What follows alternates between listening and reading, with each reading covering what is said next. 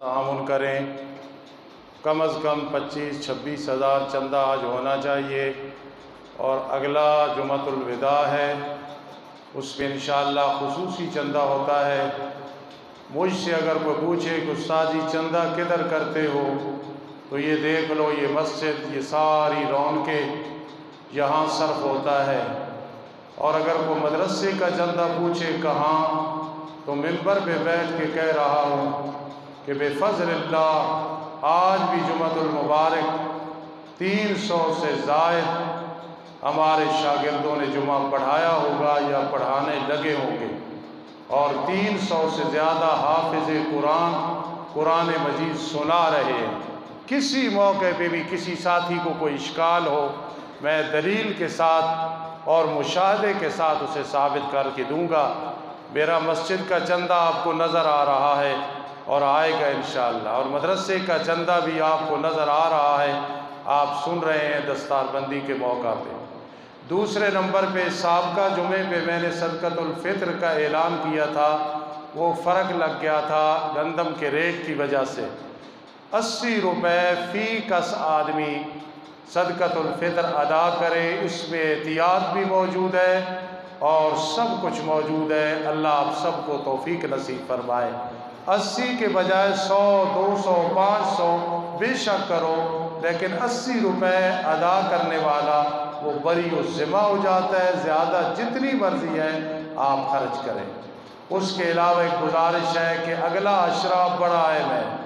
बड़ा मज़ा आता है एतिकाफ़ में, मर्दों ने मस्जिद में, औरतों ने घर में, लेकिन एतिकाफ़ को एतिकाफ़ बनाना है, सही तरीके से अल्लाह की इबादत करनी है, सुन्नत के मुताबिक। 2 हज और 2 उम्रों का सवाब मिल जाता है।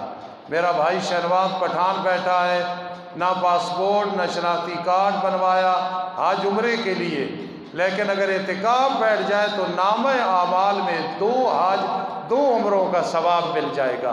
बहुत बड़ी इबादत है, कहो अल्लाह तौफीक नसीब फरमाए। और फिर ताक रातों में ज़रूर इबादत करनी है। शायद अगले साल हम में से कोई यहाँ ना हो, कब्र में पहुँच चुका हो, फिर उस वक़्त तमन्ना करने का, आरजू करने का, हसरत का कोई फ़ायदा नहीं होगा।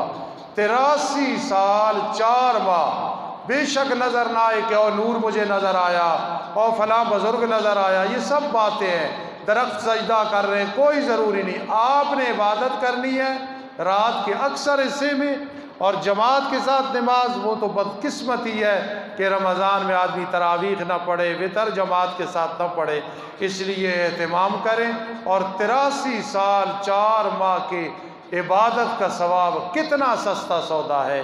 मदरसा इस वक़्त भी मकरूज़ है। ज़कात, सदक़तुल फ़ित्र, उशर में ताआवुन करें। आपका माल यहाँ ज़ाय नहीं हो रहा, ख़यानत नहीं हो रही बेफ़ज़्लिल्लाह ताला। और आखिर में एक गुजारिश है, मेरे बड़े महबूब ख़तीब थे कारी अब्दुल हफ़ीज़ रहमहुल्लाह ताला फैसलाबादी, क्योंकि मेरे उस्ताज़ों के शागिर्द थे, मौला ग़ुलामुल्लाह ख़ान रहमहुल्लाह के शागिर्द थे जी कारी अब्दुल हफ़ीज़ फैसलाबादी। आज उनका जनाजा है, अगर जुम्मा न होता तो मैं ज़रूर पहुँचता। तमाम हज़रात उनकी मग़फ़िरत और दरजात की बुलंदी के लिए दुआ करना। अल्लाह उन जैसे लोग मुवाहिद तौहीद बयान करने वाले, और ख़ास कर मेरी माँ आयशा सिद्दीक़ा रज़ी अल्लाह ताला अन्हा की बड़ी शान बयान करते थे और वो हमारे अपने थे। अल्लाह पाक उन्हें गरीक़ रहमत फरमाए। और भी कई लोग फौत हुई, अल्लाह जन्नतुल फिरदौस में आए। अगर बाप बेटे को अलहदा कर दे, जायदाद में हिस्सा दिए बग़ैर, बाद में जो जायदाद बनी क्या उसमें हिस्सा होगा या कि नहीं? जो बाप की निगरानी में बन रही है या बनी है, बाप आक नहीं कर सकता। औलाद मुसलमान है, उसे ज़रूर हिस्सा देना है, चाहे अखबार में भी दे दो, ये आक कोई इस्तिलाह नहीं है, वरना वो बाप जालिम होगा। जो भाई तायीद करेंगे वो भी जालिम होंगे। अगर भाइयों की लड़ाई पे बाप कह दे दूसरे बेटों को कि एक के साथ मुकम्मल बाइकाट करो, ये ठीक है? ये भाई मुबहम बात है। बताओ बाप ने क्यों कहा है? हो सकता है बाप ने इसलिए कहा हो कि ये बेटा जानी है, ये शराबी है, ये ज्वारिया है, ये मुशरिक है, ये मिर्ज़ाई है, इसलिए पहले बताओ कि कौन सी बात से बाप ने कहा है, फिर मैं ये मसला बताऊँगा इंशाअल्लाह। अगर एक बाप के 3 बेटे हों, 2 को कारोबार कर दे और 1 को ना करके दे, ये इंसाफ है? शादी भी कर दी, बच्चे भी 5 हों, भाई ये नाइंसाफ़ी है। अगर इसी तरह बात है, कोई इसमें डंडी नहीं मारी गई, इसी तरह है, तो बाप को चाहिए सब के साथ इंसाफ करे और औलाद को चाहिए कि माँ बाप की बात माने। हदीस में आता है वइन ज़लमाहु वइन ज़लमाहु वइन ज़लमाहु, माँ बाप चाहे जुल्म भी कर दें, तुमने फिर भी उफ तक नहीं कहनी, कल अल्लाह को जवाब देना है। एक भाई दूसरे भाई के किराए, आज सारे भाई दी मसलन भाई, एक भाई दूसरे भाई के किराए या ठेके के पैसे बग़ैर इजाज़त के इस्तेमाल करे तो जायज़ है? हराम है, सूर है। किसी की चीज़ बग़ैर इजाज़त के इस्तेमाल नहीं करनी, नहीं खानी पीनी। अल्लाह हिदायत दे। बेटा अपना हिस्सा मांगे और बाप कह दे तू है ही मेरा नाफरमान, तूने कुछ नहीं कमाया, तेरा कोई हिस्सा नहीं, क्या बेटियां कमाती हैं? ये भी भाई गलत है। बेटा अगर मुसलमान है, बाप नहीं दे रहा, ये अल्लाह दे रहा है, हाथ बाप का है। ज़िंदगी में तकसीम करो तो बराबर तकसीम करो, और ज़िंदगी के बाद हो तो फिर लिज़्ज़कर मिस्लु हज़्ज़िल उन्सयैन, 2/3 1/3। बड़ी खुश नसीबी है ज़िंदगी में, बेटियों को और बेटों को हिस्से दे दो, बड़ी खुश नसीबी, बड़ी खुश नसीबी और बड़ा सुकून है। रमज़ानुल मुबारक में रोज़े की हालत में भाई ये ऐसे मसले अलहदा पूछा करो, ये जो मसला है। बहरहाल अगर किसी से ये फ़र्क लग गया खामिद बीवी से, तो ग़ुलाम आज़ाद करना है, और अगर वो नहीं तो 2 महीने लगातार रोज़े रखने हैं। वो नहीं कर सकता तो 60 मिस्कीनों को सुबह शाम सैर हो के खाना खिलाना है और कज़ा भी करनी है उस रोज़े की। लेकिन ऐसे मसाइल जो है अलहदा पूछा करो, स्टेज पे ना पूछा करो। आखिर में सुन लो, उस्ताद जी सगीरा कबीरा गुनाह में आसान सा फ़र्क बता दे, ये आखिरी सवाल है। और तवज्जो करना, ये बहुत ज़बरदस्त सवाल है कि सगीरा कबीरा गुनाह में क्या फ़र्क है। कबीरा है जिस पे हद मुकर्रर है, शराब है, ज़िना है, चोरी है, डकैती है, वो तो आप जानते हैं। सगीरा गुनाह हर वो काम जो सुन्नत के ख़िलाफ़ हो, मसलन खड़े होकर पानी पी रहा है जमजम के अलावा, ये अब सगीरा गुनाह है। मस्जिद में आया बायां पाँव पहले रख दिया, ये सगीरा गुनाह है।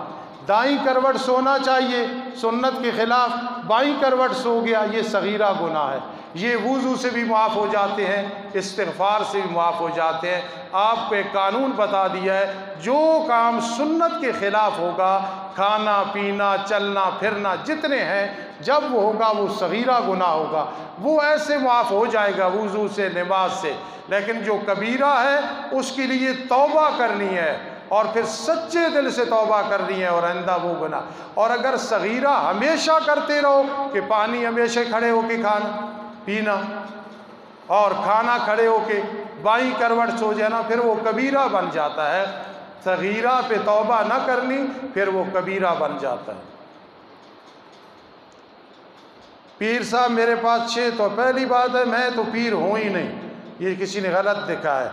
अल्लाह पीरों जैसा हमें बनाए, हम पीर नहीं बनना चाहते। हम दारुल तौहीद के खादिम और ख़तीब ही काफ़ी है, बहुत बड़ी इज़्ज़त है, अल्लाह इसी पे मौत दे। 6 तोले सोना है, उससे ज़कात कितनी होगी?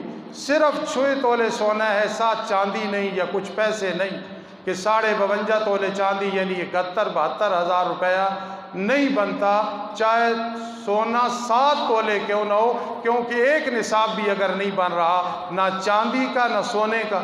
चांदी होती 52.5 तोले या थोड़ी सी होती, ये साथ मिलाएं तो कई निसाब बन जाते थे।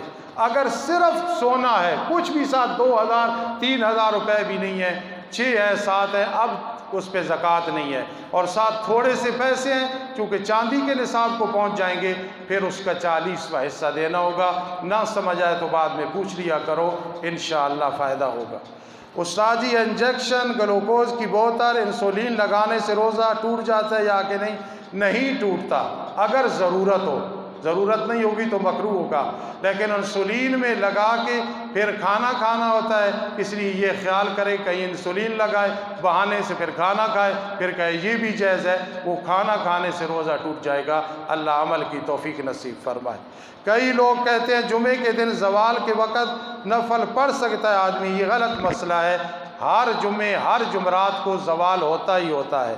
उस्ताद जी आप जो कहते हैं 77 किलोमीटर सफ़र, तो ये कार, जहाज़, घोड़ा, पैदल सब में बराबर है। ये जो सफ़र है ना 77 किलोमीटर, चाहे घोड़े पे जाए, चाहे जहाज़ पे जाए, चाहे सफ़र पे मशक्क़त न हो, आसानी से एसी वाली गाड़ी है, फिर रोज़ा रखना बेहतर है। जहाज़ पे जाए फिर रोज़ा रखना बेहतर है। दरूद शरीफ पढ़ लो।